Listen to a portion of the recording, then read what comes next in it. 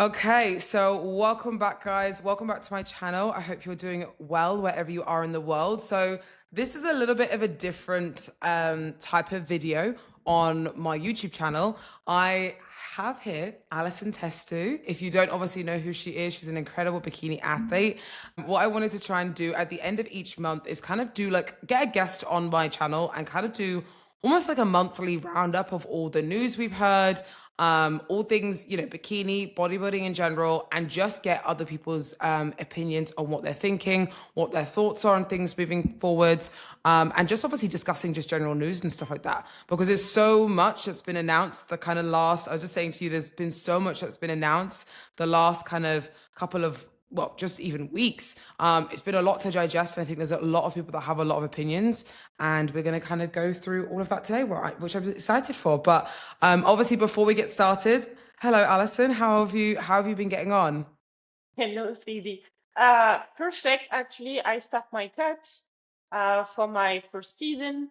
It's been, I think, almost 3 weeks, so I'm good, feeling good.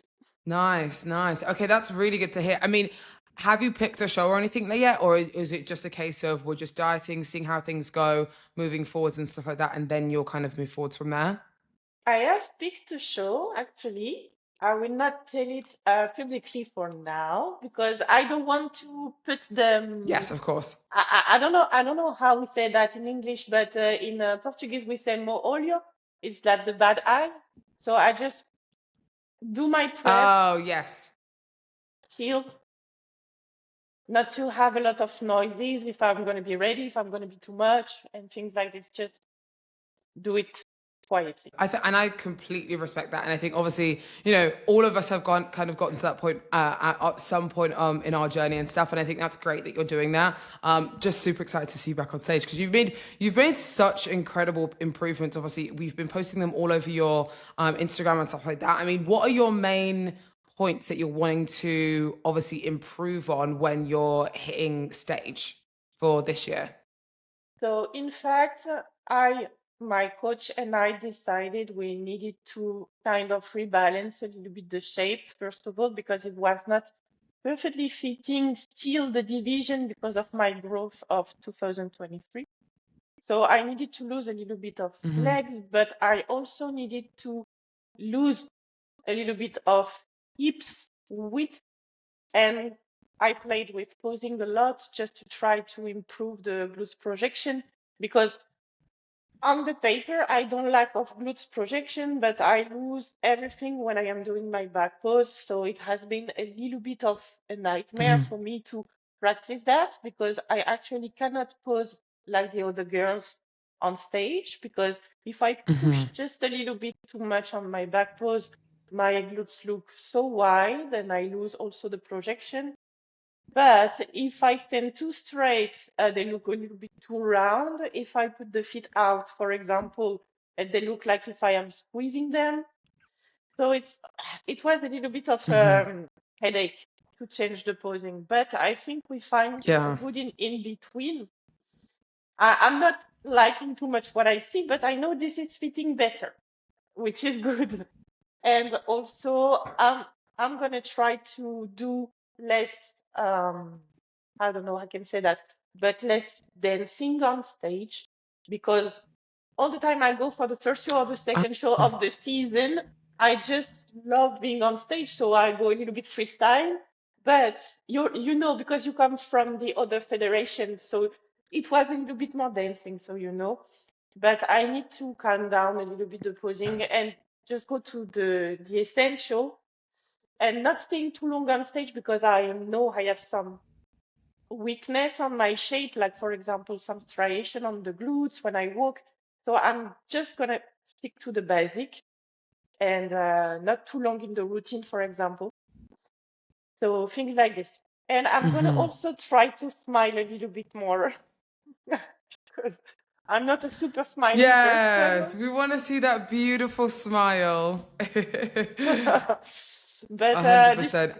this is my nose. I think I told you already, but when I smile, my nose is going down. So I look like not the friend of Bob the Sponge.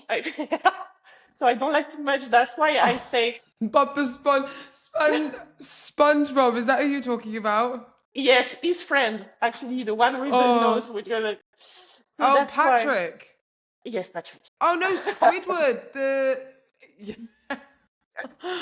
Oh, That's bless why. you, bless you. I mean, you look great up there. I think Thank you you. do look great up there, and I think everyone has their small things that you want to kind of improve and all that type of thing. I think it always does get very, very that the details become even more and more finer as we get to bigger stages, all the different types of stages. So I think this is good to see that you're obviously making all these changes and stuff for sure.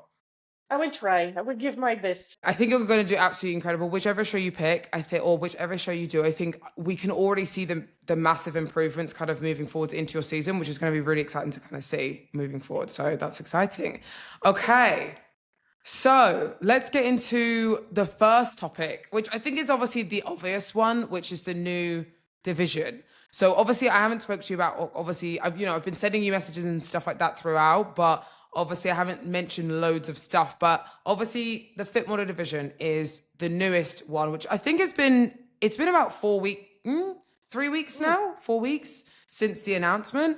So it's been quite a while now. And obviously, there's so many different opinions. Obviously, people don't like it, people love it, people are kind of in the middle. People are just going to see how it goes because obviously it's, everyone didn't like wellness at the beginning. I always have to stress that because I think a lot of people didn't enjoy the category wellness. They thought, nope, it's not going to be good. It's not symmetrical. It goes against everything that's bodybuilding. And now it's like one of the biggest names. Or one of the biggest categories, sorry. So I just want to know, what are your opinions on just the fit model division in general and what you think?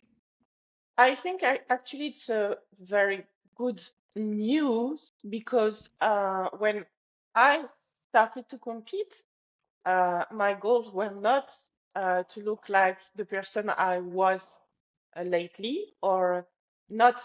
I did Mm-hmm. not have Valeria type of shape, for example, as my goal. I wish I could look like Yana, the Russian, curvy and not Yes. too lean. And actually, that's what bikini was supposed to be at the first instance. And now, from what we see Mm-hmm. in Olympia, they try to contain the criterion. So every time the winner is quite curvy and quite soft, which is good. But the problem is Mm-hmm. that even if the new contender, they really like Gendori or Maureen, this is not what they aspire to be when they want to start bodybuilding. So I think it's good for that. I think it's good also because Okay. it will not appeal to use PEDs. So Mm-hmm. yes, that's a good thing. And also the girl will mess a little bit less with the hormones because not being super staged in will be better for the women health. Mm-hmm. And of course, it will make more money Mm-hmm. to the federation, so bigger show, bigger prize money. But also, the last thing I wanted to speak about, I think I forgot. But yes, I think fit model will be a good thing, but there will still have difference between USA and Europe.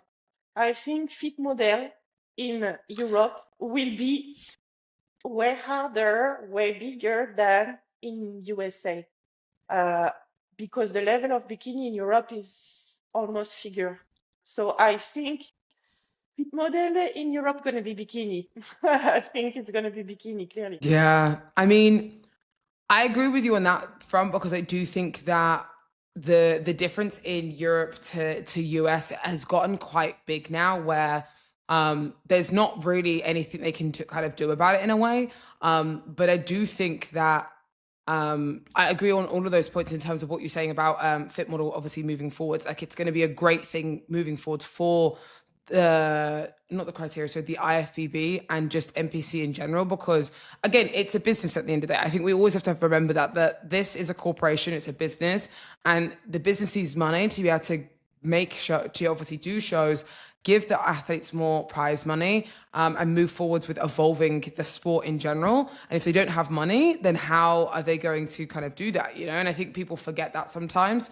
And it's hard because I think sometimes people do think they don't want to kind of face that reality sometimes.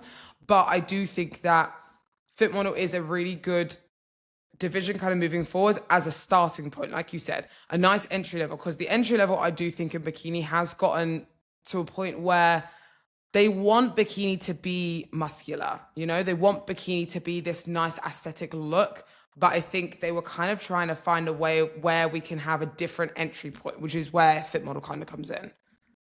Yes, exactly. And also, because, for example, I got one regional show in France, which is cool. Alison, t'es-tu? But the point is that when I see the bikini amateur at the level of regional, they don't have the muscle mass enough for bikini, but they still compete in bikini.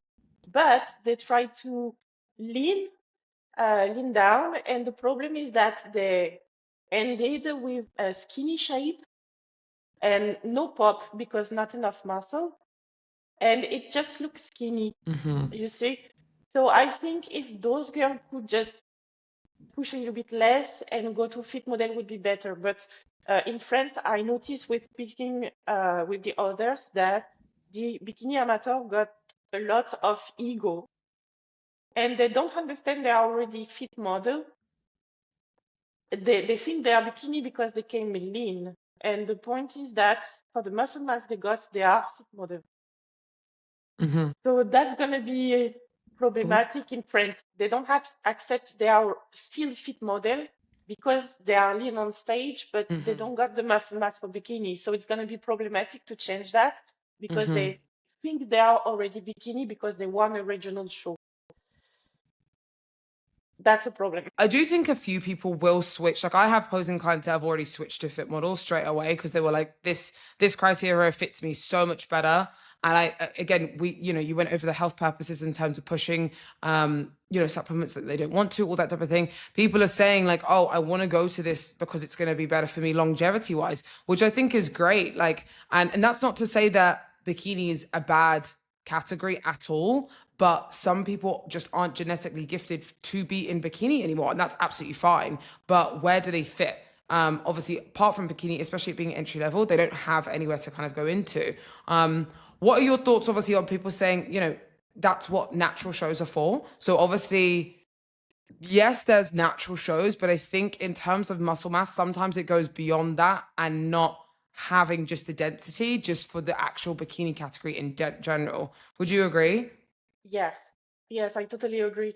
Like, for example, the criterion for bikini stay the same. They want a certain point of density, they want a certain point of leanness, and in the rules at the beginning, they did not want the edge sizing, but what we see at shows is that they do make win the girls that have the complete sizing, which is now part of the rule, except in USA. But this is still the same criterion for natural bikini. But for fit model, which is good, is that this is not the criterion. You can come just round, curvy, but not too dense, not too lean. Because in bikini, if you got the genetic, you can use a little and just in prep. But if you don't have the genetic, you will not use just in prep. You will use a lot for a long time to fit the criterions. And I think, yes, I do not think it's the goal of the creation of bikini at the beginning. No. Yeah, I agree. I think I think I love the shape that bikini has, and I love the muscularity that it brings to the criteria. And I think I like where it's at now, personally. I like the way that bikini looks on different people. But like I said, I do think it isn't always obtainable for everyone. So I think it's just a case of now you have those two kind of middle parts. It's the same when wellness came in, where people were like, I want to do, or I'm potentially could be etching into figure, but I'm not figure, but I'm also not anywhere near bikini. So where do I stand? Where do I fit? Do you think they'll stick to the criteria that they've set out to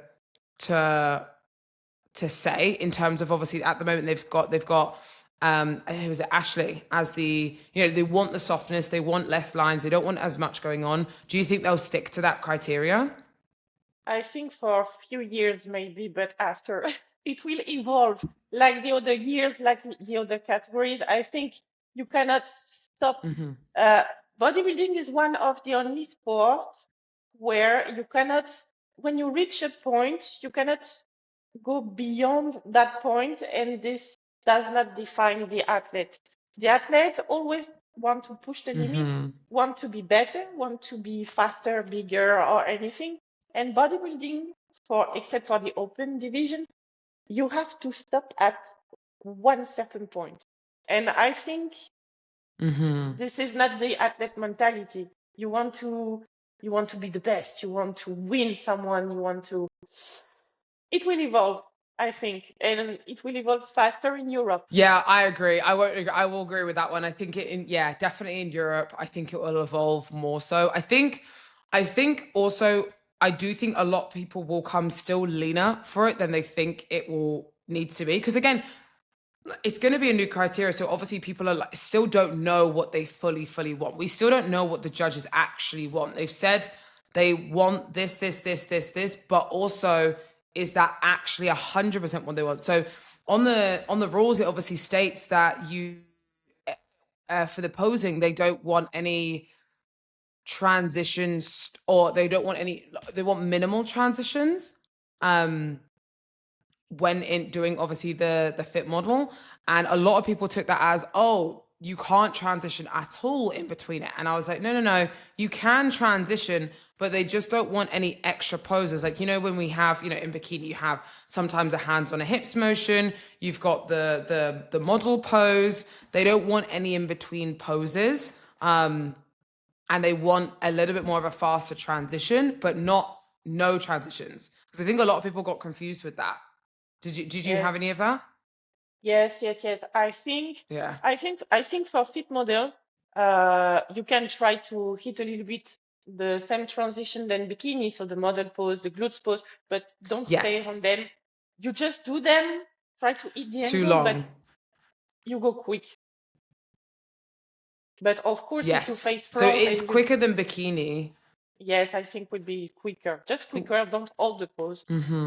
Yeah. No, I completely agree. I think it's again it's going to be trial and error for a little bit, and I think obviously anyone trying this division, obviously just bear with, because also the IFBB and NPC just in general are going to be finding their feet with this one. I think we all are, because we need to find who's going to be the face of it. Ashley's the face of it at the moment, but the most modern and recent version of what it's going to look like, that's why I think we're just going to have to bear with. Do you know what I mean? Until they find that this is what we want for 2025 moving onwards. Hmm. Yes. And my point of view, I love Ashley, but the problem is that if we take, for example, Ashley of now versus the Ashley of before, this difference is very small between the two versions of Ashley. We cannot speak of, for example, Valeria now and Valeria before. I take her as an example because she's a leader in Europe and she's one of the biggest, and she's still winning. But this is not that type of difference. So I don't even know how the girl's gonna look because Interesting. Ashley got thighs in and a little bit more shoulders, but the rest is quite similar. So, I don't know. Interesting. I never kind of looked at it in that way, to be fair, because I thought Ashley, I mean, I think Ashley's definitely gotten a lot denser in terms of like her lower body. I think she looks Yes. denser in the glutes and stuff. But in terms of size wise, yes, I agree with that in a way.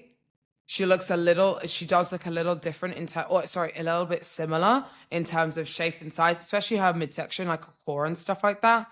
So that's actually really interesting, to be fair, that you brought that up. I didn't look at it in that way, to be fair. Yes, this is not night and day, if it makes sense. So, uh, she's a top Olympian, and if she is also, her past version is also the face of the fit model, so the difference is not huge. It's just it's not that huge. So I don't know. Interesting. No, I think that's really good. And I think a lot of people will appreciate that opinion because I do think that sometimes people are like, well, obviously that was Ashley then, this is Ashley now. What's the big difference? Obviously, yes, they want softer, but then you look at the photo they used for Fit Model and that's when Ashley won the Olympia. Do you know what I mean? And I think Hmm. a lot of people are discrediting obviously Fit Model because they're like, oh, that's easy. And I'm like, well, it's still pretty hard to get that amount of muscle, you know? Like Ashley Hmm. still has like a decent amount of muscle there. And I think that picture they used should be like the face of what the pros in 2026 will look like for Fit Model, you know? That type of muscle. Amateurs, maybe a little bit less, a little bit smaller.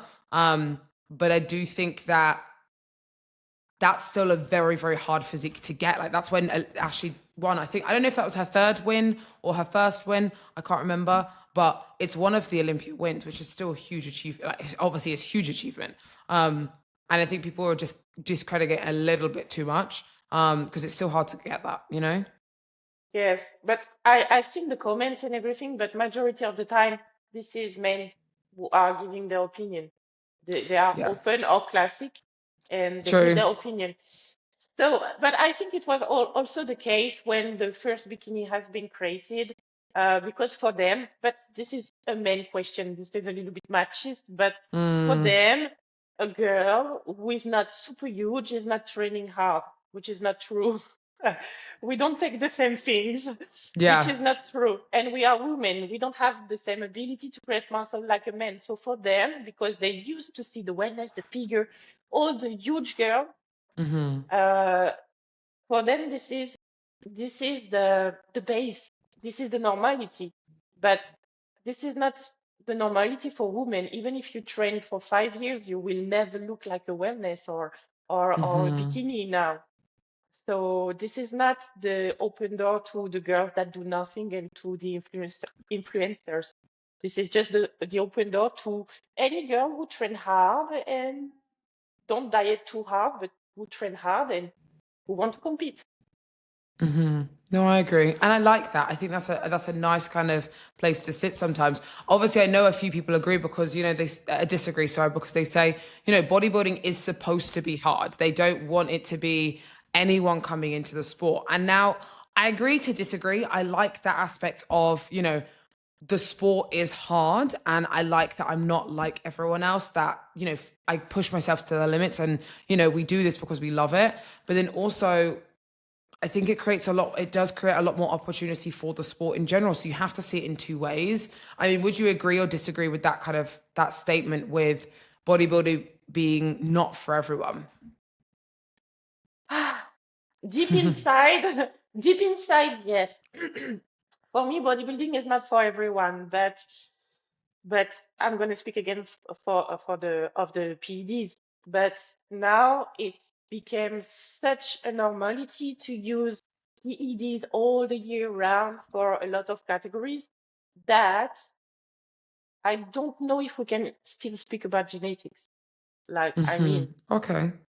I don't know if bodybuilding is made for an elite, because even if you got genetics and you do the best you can, you diet the best you can, you train the best you can, if someone with a little bit less genetics just use the good compound, have a different coach, you can just match it. So I do think at the beginning bodybuilding was for an elite of genetics, but now I think people don't know how to make the difference between the one who got a great genetics and great work ethics and the other one. Yes. Okay. And there is a lot of lack of transparency, which I understand because it's not. Hmm. But yes, the lack of transparency make people think that this is the only way. Like this is Hmm. the only way. Yeah. No, and 100% I agree with that. And to be fair, it's interesting that you bring up the point of people don't know that obviously the difference between genetics now and work ethic, because sometimes obviously the ethic people actually work harder than the people with the genetics. And sometimes, if I'm honest, I've seen it a few times where they overpass the people with the good genetics because they just stayed consistent, you know? Sometimes people with the, you know, the good genetics, they're like, oh, you know, my body works great. This is, you know, this is easy for me. It's fine. But slowly but surely there is someone working behind you, being consistent, doing what they need to do, doing what they need to be told, eating their meals, you know what I mean? And slowly but surely they will get surpassed at some point. So I think bodybuilding, you have to have, regardless of your genetics, you have to have the good work ethic behind you, or else you will fall behind. I think genetics can only take you so far. If you don't have the worth ethic, I think keep saying ethics behind you, You you will go won't get nowhere. very, yeah, you won't go far. Like you only go so far. Like I see so many people that they'll either win their pro card or win a show and they're like, amazing, cool. And they almost lose that little bit of spark because they've already won. But like keep it alive to keep going. Yeah, I feel like we've kind of had the brunt of it where we've had quite a few losses. So when we push and push for that win so hard that when it comes, we're like, right, we need to keep it under any circumstances and keep working hard for it. Do you know what I mean? Yes.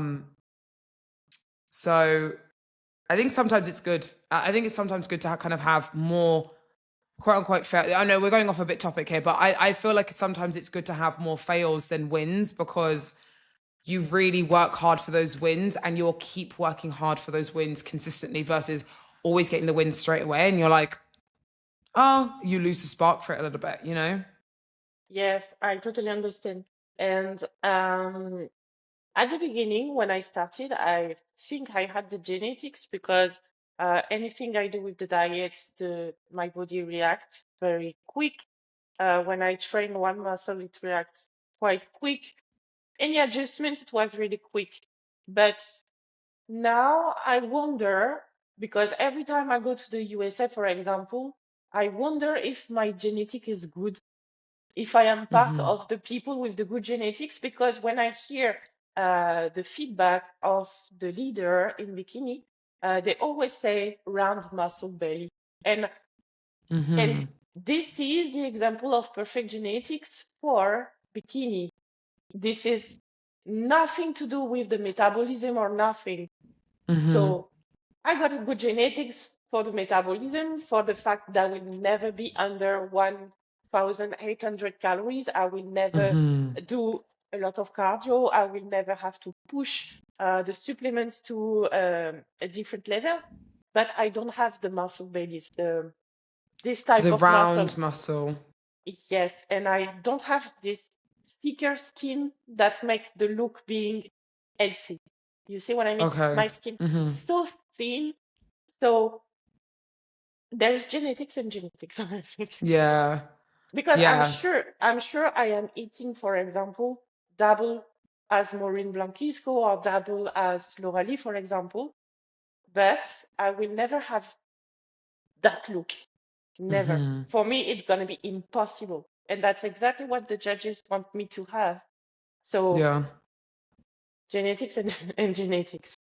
Yeah, it's hard. It's I think it's always a hard one, especially like we've said before. When we get to this level and the finer details are literally like so tiny, it's a matter of, oh, she looks better because of XYZ, or like she just looks better just because it gets difficult, and that's like you said when genetics play a big role, which is hard. It is hard. So, but that's why we keep fighting. We keep fighting to Yes. try and obviously do what we can because we love the sport, and that's obviously, you know, the main thing, which is exciting. But yeah, we got away from that topic just a little bit with Fit Model, but that was a good little chat. I liked that detour. Okay, so next one was obviously the prize money. I mean, the prize money being increased. That was quite a while ago now that they announced that news, but the prize money being increased in at the Pittsburgh Pro, which is really good. Is it $20,000 for overall spread in bikini, correct? I don't remember. I don't I remember the think exact I amount. think it is. I think it is. I think it's the $20,000 split against. I want to say it was just bikini. I don't think that was against loads of other divisions. I do think they also do have another 20,000 for wellness, figure, and physique. So they're splitting. I don't know if that's obviously split into three or they've got each 20,000. I don't think it would be in each 20,000, but I think regardless, there's a lot of prize money being increased in the Pittsburgh Pro. Do you think that will then increase the prize money across one, more shows, and most importantly, the Olympia?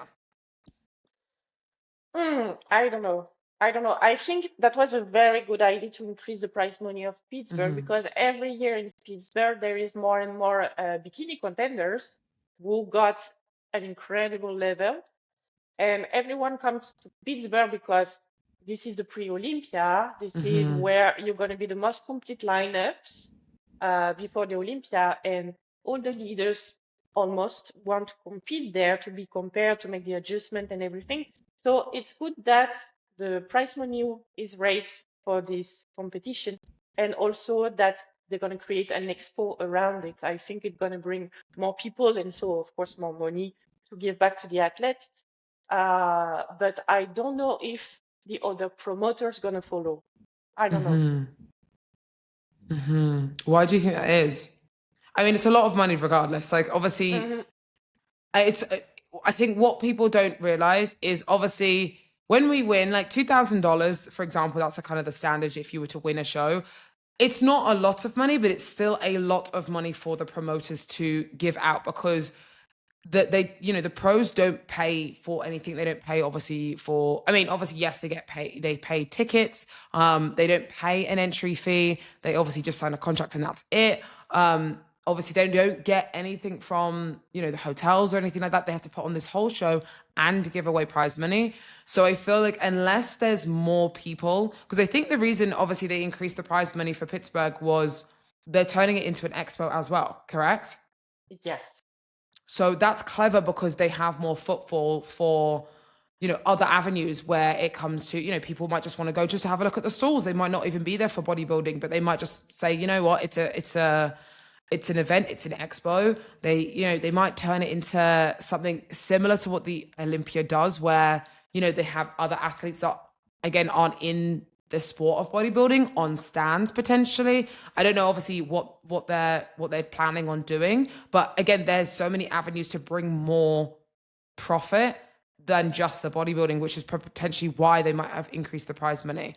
But it's interesting because obviously $20,000 is what Ashley got for second, if I'm not mistaken, either 20,000 or 25,000 for the Olympia at second, I think. So it's not much different. So for me, I'm kind of like, that would be interesting to see if the prize money did go up this year for either bikini, wellness. And again, it might not be loads, but if it was to increase, I think that would be a huge difference, It's still good. It's still good because, for example, I don't know, they're gonna do 20,000 for the top 5, I guess, right? I think for Pittsburgh? Yes. Yes, I think They're so. gonna spread in 5. But for example, for the Olympia, that's not a lot of money, $20,000 for a second place, but that's still 1 year of salary. If we just compare to the euros, you can actually live 1 year for free. For free. And we don't have any notion because when we see the open, they win the amount. Well, Samson won 600. Yeah, 600. That because did they increase it to 500 on the day? I don't. Or was it 400? I think it was. So 400. I think it was okay. So he must have won 500,000 then. So obviously, because he won People's Champ of the year as well, which I think was an extra 100,000, I think, or 10,000 or something along those lines, something like that. But you get more money obviously for winning that as well. So again, like it's a huge amount for bodybuilding, and I think the difference is obviously hard because you see bikini getting 20,000, and then you see bodybuilding getting, near enough 400,000. It's a lot. But what I always say to people is that bodybuilding has had a larger scope. They've been around for longer.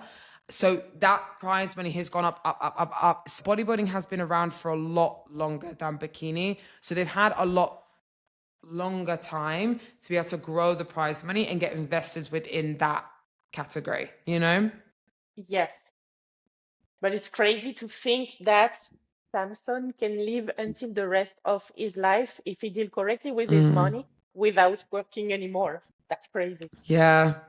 That's It crazy. is crazy. It is crazy. It's crazy to think, obviously. I mean, but if you think about it, it's his life work at the same time. Yes. I remember seeing Samson in COVID times when, you know, he flew to Japan or Asia to try and get qualified for the Olympia. And obviously, I think he didn't end up stepping on stage, or he couldn't do it because obviously, you know, COVID at the time, something about, you know, he couldn't leave the room or whatever. He was in quarantine, something along those lines. You remember all those times he was pushing, and just wasn't working.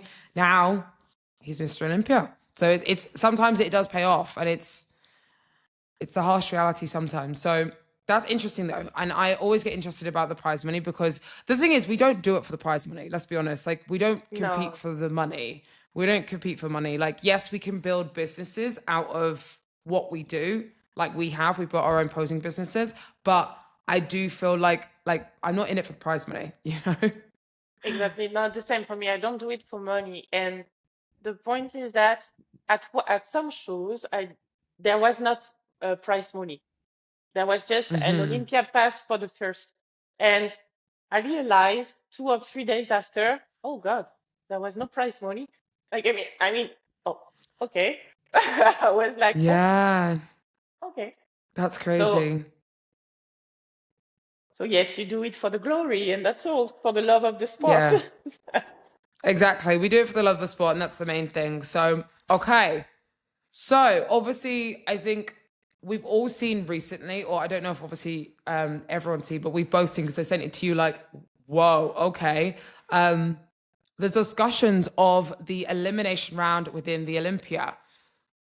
I had mixed reviews kind of about this one, but I mean, obviously, I didn't watch the full podcast because I'm guessing it was on, you know, a podcast. I'm not too sure, but I saw obviously a clip of Steve Weinberg, which is one of the head judges, big judges from the Olympia, and the promoter of New York Pro, speaking about potentially, I don't know if he meant that they are looking at an elimination round, or that's just his thoughts on potentially an elimination round for the Olympia moving forwards. Now, like I said, I didn't listen to the whole podcast. I just saw a small clip of it. But I obviously looked at the comments and all that type of thing. And I think a lot of people were crazily, like, a lot of people were for it, if I'm honest. I mean, an Olympia elimination round, say, for example, in bikini or men's physique, because he used men's physique, so for example, as an example, there's 60 men's physique competitors on the Olympia stage, and they're going to have to try and do an elimination round. What did you think of that when you kind of first saw that clip? Like, what were you thinking? Did you think it was a good thing? Did you think it was a bad thing? What were your initial thoughts? Actually, the first thing I was thinking when I saw the clip from the podcast, I was like, okay, where and when gonna be the elimination round? Because we were speaking about the fact that the fans are tired to see all the competitors and waiting for the big boys. So I was like, okay, so if the fans are tired, so maybe they're gonna do the elimination round on another stage. So I was like, okay, so you are qualified to the Olympia and you don't go on the Olympia stage. Maybe I was thinking in a room just with the judge, no fans, nothing. And then if you are qualified into the top 15, you go on the prejudging stage, which is way less good than the final stage, of course. And then if you make it to the top 10, you go to the final stage. And I was like, if it happens like this, that's not fair. Because No. of course the fans comes to see the guys from their country. They come to see the family come to see their husband, boyfriend, cousin on the Olympian stage. So people who care about the athlete who are on stage, they want to see them on the Olympia stage. And the people that just come to see their favorite category, if they are tired, they should book just the category they want to see. But the problem is that some category will not have a lot of fans. And this is sad because I know the category where the stage, they start to be emptier. I have seen that in the Ohio. Unfortunately, the wheelchair, the room is becoming empty. The spectators, they are going away. For the big women's, they are going away because they don't like it much. So it's not going to be fair because a lot of category will not be appreciated as much as bikini, men's physique, classic, and open. And figure is good, but this is not so appreciated either. And wellness, of course, I forgot wellness. But yes, this is the most famous categories, and that's why I was a little bit stressed because I do not want to go on stage if I deserved my place on the Olympia stage with spectators, but I don't want to go on stage on a bad stage because, of course, if they do it on the third stage, it's going to be less good than the prejudging. And the first time I went to the Olympia, I did not knew there was two stage. I was ignoring it totally. Really? Yes, because that was not my dream to go to the Olympia. So I never saw the Olympia. I was like, what the fuck? What happened to me? Yeah. So when I start to see, I was like, oh, I'm going to go on that stage. And no, no, I was on the prejudging stage and the lights are not super great compared to the finals. And this is not exactly the same than the Olympia for top 10. So I was like, oh, okay.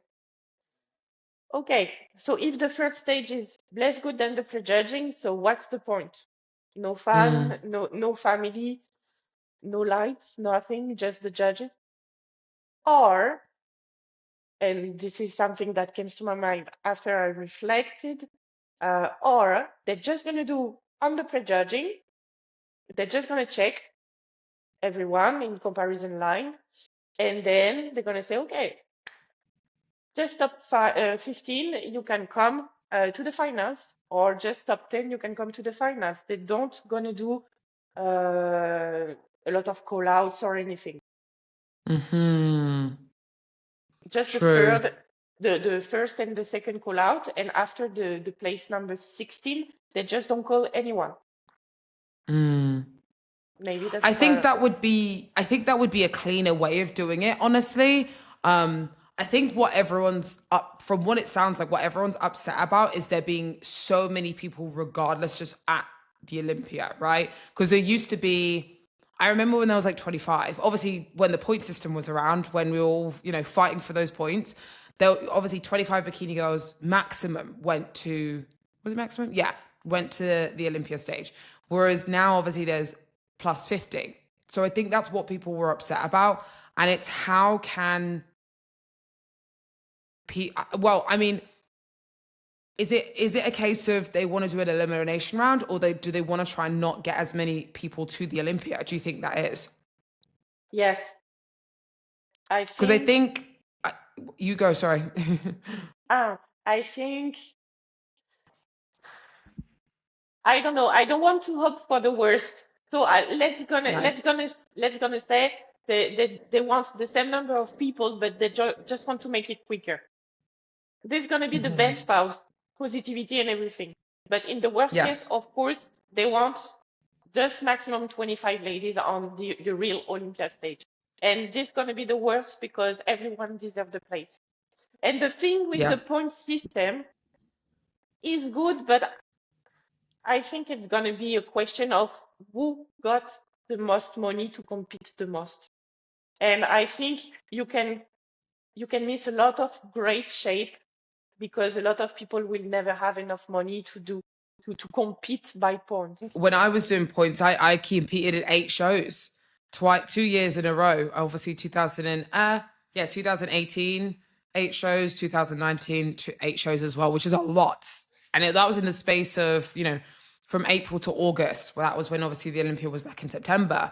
So it's a lot of time spent and it's a lot of money spent in that small space of time, traveling back and forth. Most of the shows I went to were either Europe or America. So it becomes a bit more difficult.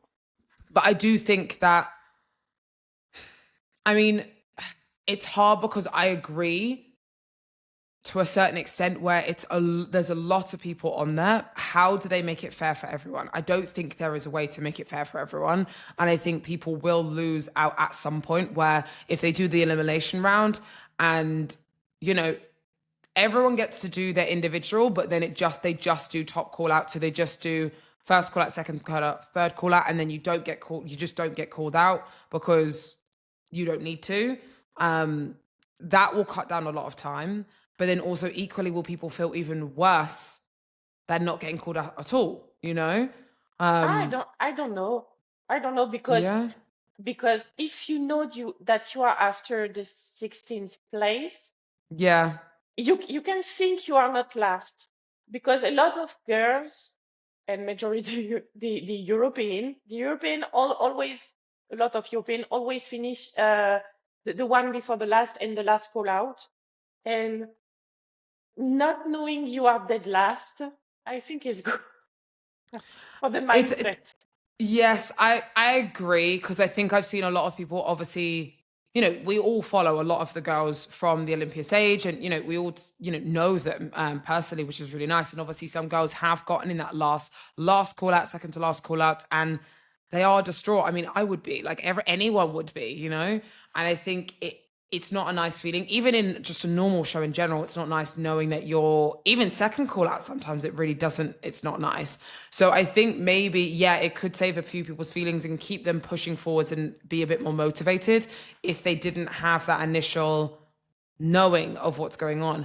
But then again, it's like, would they bring everyone on stage there? Would they have everyone on the side of the stage? And if all those people aren't on the side, they're only technically, say, for example, there's 60 people on that stage and only 15 of them are going to get called out, would they bother calling everyone back?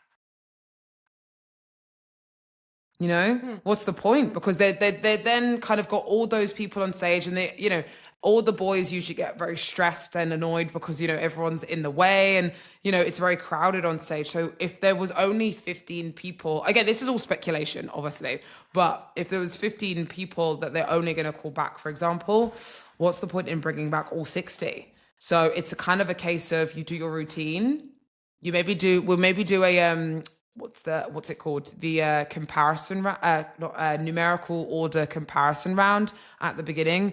Everyone does their individual, and then you wait backstage and they call the top 15. Yes. Something along those lines, something like that. But again, this is all speculation. All speculation.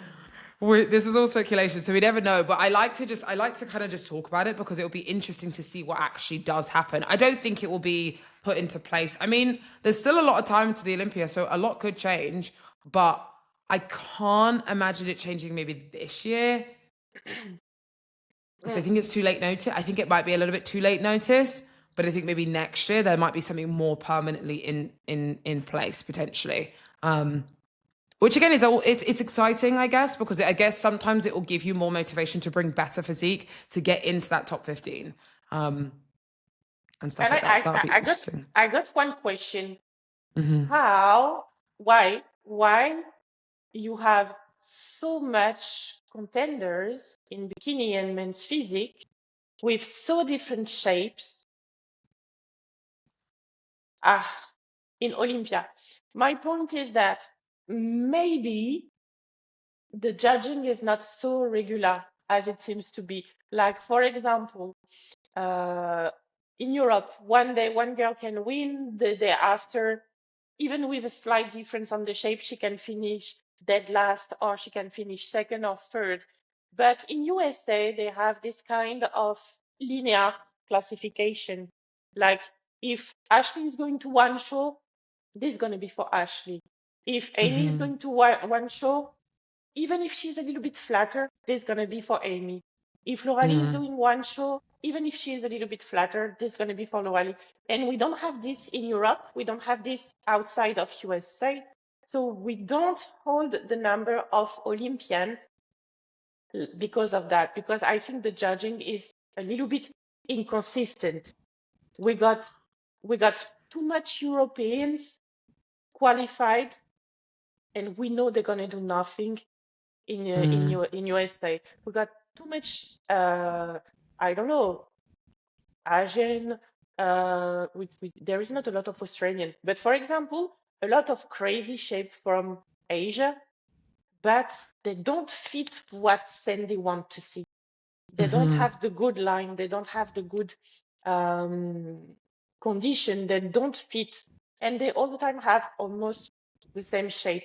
So if they make the judging a little bit more consistent, maybe we're going to have less contenders, because the same contender is going to win every time the show. Unless someone show up better for the criterions. Do you think it's not a case of the judging, but it's the athletes potentially that are bringing not inconsistency, but the shapes? Because regardless of whatever show the judges turn up to, someone has to win. You know, I know obviously that's very like, oh, you know, that the controversial answer that everyone obviously always asks for, but I think there's a lot of different shapes from America, because obviously America was where bodybuilding's born. I say bodybuilding born and bred, but where bikini is kind of created, for example. And I feel like there's so many different types. I mean, everyone from all over the world is obviously all different types of shapes anyway. I think that the judges have not a hard job on them, but someone has to win regardless. Someone has to win. So if it's not 100% the criteria, it's not 100% the criteria, which then brings me to think not all shows should be a win you're in. It should be maybe spread out where it's half points and half actual invites, you know? So maybe potentially to bring this, instead of obviously cutting the shows down, because obviously regardless, cutting the shows down doesn't mean that the competitors are going to stop competing. The shows are just going to get bigger, which is kind of a good thing, but also not great if they're too big, you know, because people will just get lost.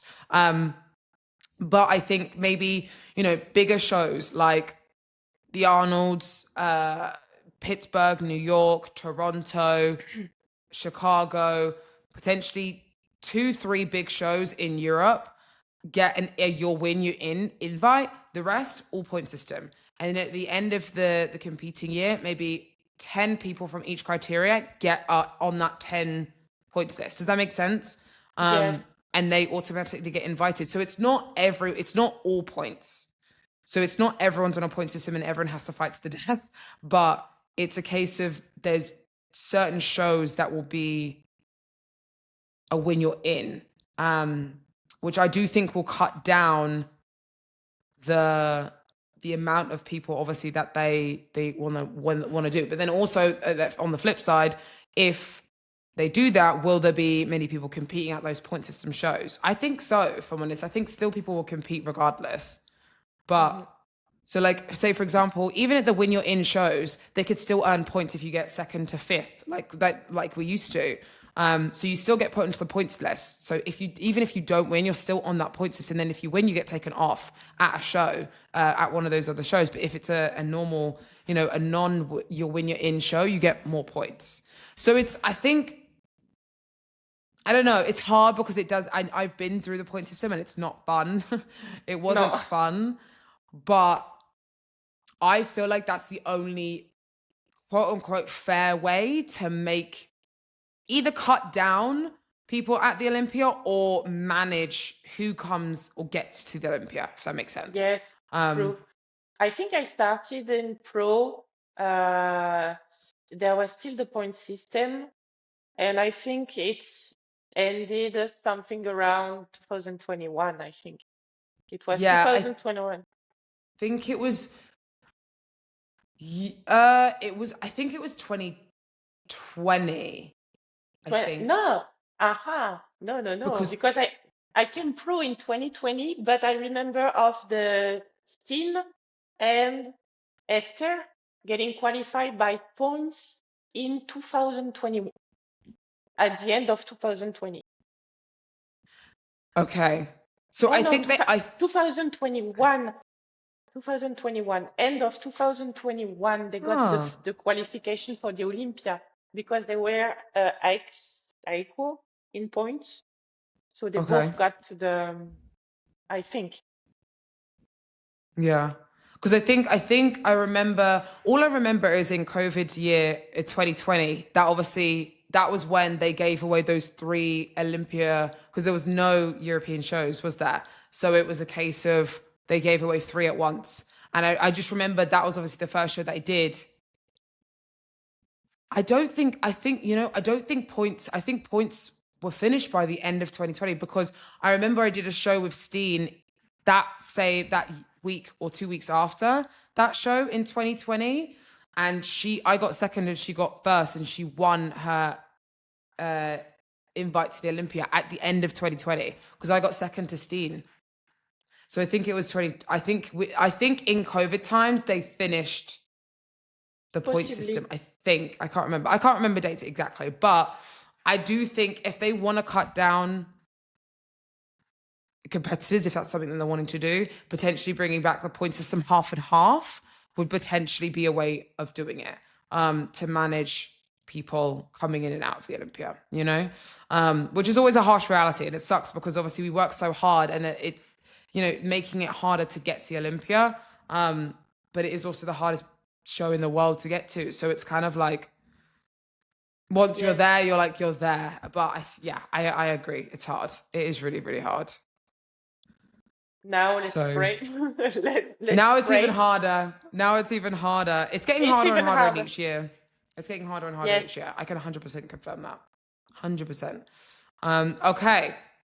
So the newest thing, when was this rule announced? This was announced, I think, a couple days ago. Yes. So the rule of, if you haven't renewed your IFBB Pro membership within 3 years, or haven't competed, which means you obviously haven't renewed your IFBB Pro membership, then you are not an IFBB Pro anymore. So you get your pro card, quote unquote, taken away, but obviously it's then invalid. And that's only for competitors from the 1st of January 2024. So anyone that competed before that, and that's a pro, and that hasn't competed or is retired or whatever, they're still a pro. They still have their card. They can still, if they haven't done anything for 5 years and they want to do something this year, they're still allowed to. But anyone that received their pro card on the 1st of January 2024 onwards, they have to have at least paid their membership within 3 years, or else they get it taken off. What do you think of that? I think, I actually think it's a good thing, because a lot of people just get the pro card and do nothing.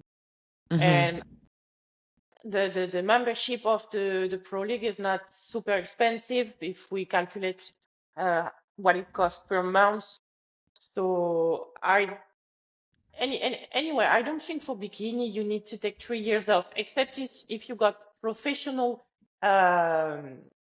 goals or very important things. But if you are a pro and you don't compete, it means that you took the space of someone else who want to compete. So yes, and they don't oblige you to compete. They just oblige you to pay a rent. The membership. Yeah. Yes. The rent. I like how you said that. The rent. The rent. Your space on the spot. Like, yeah, I agree. I think people, I don't know if it's a case of people don't take the status IFBB Pro seriously sometimes, but I do think it's a huge deal. Do you know what I mean? Like, I think it's something people work so hard for. And I think, you have to pay your dues. Like, it's not just given to you and then that's it, that's done. I think you do have to pay your dues with it as well, which is completely fair. But I do think that it's good, because obviously I think, when you hear things online, it's always like, oh, rumors of something. But I remember hearing, I think Steve said this and said, like, within if you haven't competed within, no, I don't think it was Steve actually. I think it was someone else. But if you haven't competed within 2 years, your pro card should be taken off you just completely. And that was in my words, how I heard it was, if you don't compete in 2 years, it should be taken off you, regardless if you pay your membership or not. Which I don't. If it was that, I don't think that's fair, because I do think that you've still Life. done. You still, like, bodybuilders sometimes take off years to grow the muscle they need to be an open. You're telling me, if again, this is a scenario, this is a speculation, but if I got my IFBB Pro card and I only had 2 years to compete, and I still needed to make, improvements and stuff, and I haven't made them within a year off season and then a year in prep, then I have to compete not at my best. I don't think that's fair. So I like the idea of it being, you just have to pay the membership. As long as you're paying the membership every 3 years, that's absolutely fine. Yes, it's the same that I was saying the rent, but when you are in holidays, for example, you still have to pay the rent of your flat. I mean, for Yeah, me, it's the that's a same. good analogy. I like that. For me, it's the same because this is your space. And if you take the space from someone else, you have to pay your dues. For me, it's exactly the same. And also, what I think is that people nowadays, they get a pro card easily because we got less and less qualitative amateurs. So they got easiest pro card, which is true even in bikini, which is true. But the point is that once they are pro, they are, I'm pro. But they don't do nothing. They stop dieting, they stop training, they do bullshit, they shit, they do nothing. Clearly nothing. They don't have any ambition.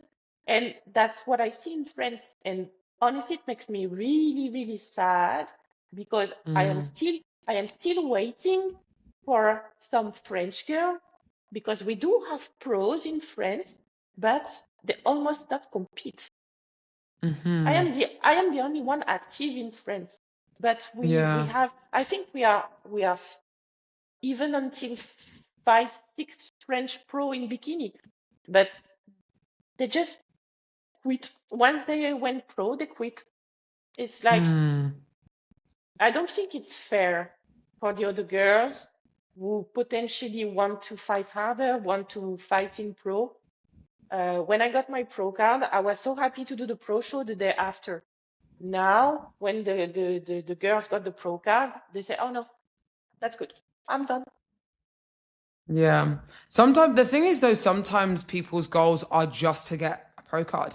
Like, I've spoken to quite a few people and they're like, I just want to turn pro and that's it. I don't want to do anything within the pro season, in But the why? pro league. Yeah. I don't know. I don't know. People, I think maybe that goes into a different topic of, maybe they know they aren't good enough to be pro, but they're good enough, like, to good enough to be a successful pro, but they're good enough to be pro potentially. Do you know what I mean? There's a difference of that. Like, winning your pro card and being a pro is different to being a successful pro. Like, getting your pro. Oh, sorry, no. Let me rephrase that. Getting your pro card and being a pro and slash successful pro is different. Maybe they're Hmm. good enough to get the pro card, but to be a pro and actually be successful in the pro league, maybe that scares them and they're like, that's impossible. Because I remember back in the day when I was like, I will never get to the Olympia. There's no way. Because, like, one, at the time, it was like 20 girls.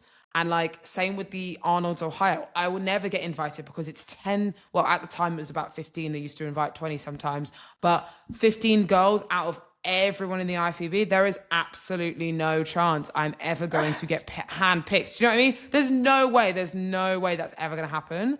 Like, there's just no But way. And you tried. sometimes, You yeah, did it. but that's And that's the thing. That's the thing. I think people are so like, that will never happen. So what's the point trying? That's the mentality they have, and unfortunately, that kills more dreams than anything. You could. I thought I would never make it this far. I thought I'd never get to the Olympia, Arnold, any of it, and I've done it twice, and because I tried. And I think that's what the problem is. People get the pro card, or not the problem. Sorry, it's not a problem, but I think sometimes people just don't think they are good enough to go into the pro league, but they don't even try. So I think that's something that needs to change.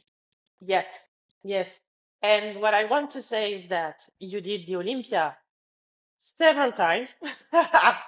And Yeah. you went to the Arnold, and I was thinking exactly the same as you. I was even not putting the Olympia as a dream because I when I did my first pro show in Alicante in 2020, just after my pro card, I was like, there is no chance I will ever win something. I was looking at Adriana, Vizcaya, you. I think there was a Priscilla Lembacher also. Yeah. I was like, there is no chance. There is no chance. And 8 months after I got my qualification for the Olympia, I was like, how? Mm, How? But this is the same. But I was trying because I love the sport.